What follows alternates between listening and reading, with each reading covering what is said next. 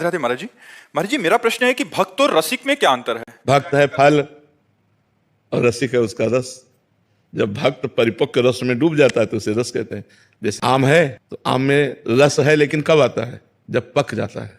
पक जाता है तभी तो भक्त जब परिपक्व हो जाता है तो वही रसिक हो जाता है। जब उसमें रस का प्रादुर्भाव होता है, प्रिया प्रीतम के चरणारविंद का प्रेम रस, रस ही की मूर्ति दो रसिक लाडली लाल। जब तक हम और भगवान है तब तक भक्त है। हमारा भाव प्रिया प्रीतम में डूब जाए, प्रिया प्रीतम के सुख में डूब जाए, प्रिया प्रीतम की सेवा में डूब जाए, अपनी सुध ना रहे, तो उसे रसिक कहते हैं। रसिक तब ही पहचानिए जाके यह रस रीति, छिन छिन ही में उपजे लाल लाडली प्रीति।